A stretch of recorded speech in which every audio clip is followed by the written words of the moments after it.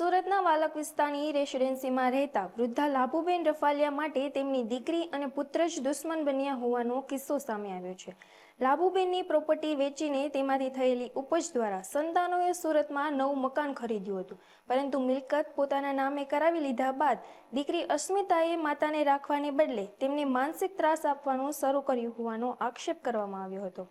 છૂટાછેડા બાદ માતાના ઘરે જ રહેતી દીકરી અસ્મિતા અને તેના ભાઈએ માતાની તમામ મિલકત સરખા ભાગે વેચી લીધી હતી અને મકાનના ભાડામાંથી પોતાનું ગુજરાન ચલાવવા હોવા છતાં માતાને પાયાની સુવિધાઓ અને સન્માન આપવામાં આવતું ન હોવાનો આક્ષેપ કરવામાં આવ્યો હતો।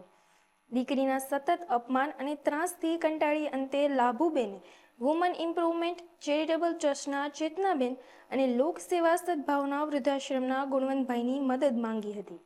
સામાજિક કાર્યકરોએ વૃદ્ધાની વહારે આવી તેમને દીકરીના ઘરેથી મુક્ત કરાવી વૃદ્ધાશ્રમમાં આશરો અપાવ્યો છે। શ્રી લોક સેવા સદભાવના વૃદ્ધાશ્રમની અંદર આજે આ માતાને અહીંયા લઈને આવ્યા છીએ અને માતાની કહાની એવી છે કે માતાની દીકરી છે એ દીકરી રાખતી નથી અને દીકરી જે કાંઈ એમની માતાની જે મિલકત હતી, બાની જે મિલકત હતી એને દીકરીએ પચાવી પાડી છે અને માતાને ખાવા પણ દેતી નથી અને વ્યવસ્થિત રીતે રાખતી પણ નથી।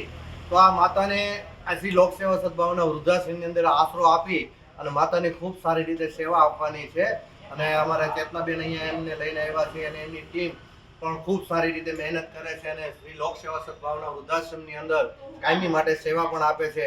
તો કોઈ પણ એવા માતા હોય કે જેમને લોકો પરિવાર હેરાન કરતા હોય, પરેશાન કરતા હોય, શ્રી લોક સેવા સદભાવના વૃદ્ધાશ્રમનો કોન્ટેક્ટ કરો અને જો કોન્ટેક્ટ ના કરી શકતા હોય તો અહીંયા ખડસદ ગામની અંદર આવી અને માતા હોય કે દાદા હોય, કોઈ પણ હોય, વૃદ્ધા હોય, વૃદ્ધાશ્રમની અંદર તમે આરામથી અહીંયા મૂકવા આવી શકો છો અને શ્રી લોક સેવા સદભાવના વૃદ્ધાશ્રમની અંદર ખૂબ સારી રીતે અમારા ગુણવંતભાઈ અને પિયુષભાઈ અને તેમજ સમસ્ત ટીમ સાથે મળી અને ખૂબ વૃદ્ધોની સારી રીતે સેવા પણ કરે છે અને સારી રીતે રાખે છે।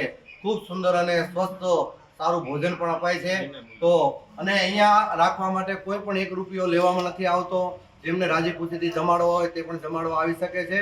તો દરેક લોકોને વિનંતી છે કે કોઈ પણની જે તમારા ધ્યાનમાં કોઈ એવા મા બાપ હોય તો શ્રી લોક સેવા સદભાવના વૃદ્ધાશ્રમનો કોન્ટેક્ટ અવશ્ય કરજો અને કોઈ લોકો હોય તો એને અહીંયા સુધી પણ પહોંચાડી શકો છો અને વૃદ્ધાશ્રમમાં કોઈને જમવાની સેવા આપવી હોય તો પણ અહીંયા આશ્રમની અંદર આવી અને સેવા પણ આપી શકે છે। ખૂબ ખૂબ આભાર, ધન્યવાદ। હું Chetnaben Savaliya woman improvement charitable trust ચલાવું છું અને અહીંયા ખડસદ ગામમાં છે ઓમકારેશ્વર મહાદેવનું મંદિર, ત્યાં અમારો આશ્રમ છે શ્રી લોક સેવા સદભાવના વૃદ્ધાશ્રમ। એ ગુણવંતભાઈ અને પિયુષભાઈ એમાં સેવા આપે છે ને ખૂબ સારી રીતે ચલાવે છે। ત્યાં અમે આ બાને લઈને આવ્યા છીએ। આ બા છે લાભુબા, રહે વાલક પાટિયા ગ્રીન વેલી રેસિડેન્સીમાં। ત્યાંની દીકરી સાથે રહેતા હતા અને દીકરી એને ત્રાસ આપતી હતી। આ કળિયુગનો એંધાણ છે। અત્યાર સુધી તો સાંભળ્યું હતું કે દીકરાની વહુ એને હેરાન કરતી હોય, પણ અત્યારે આ દીકરીના ત્રાસથી આ બા લાભુબા કંટાળી ગયા હતા એટલે અમારો સંપર્ક કર્યો તો આજે અમે એમને લેવા એના ઘરે ગયા હતા અને બા રડી અને મારી સાથે આવ્યા છે કે એકની લાખે મારે ઘરે રહેવું નથી, તમે મને સાથે લઈ જાઓ આ કળિયુગના એંધાણ।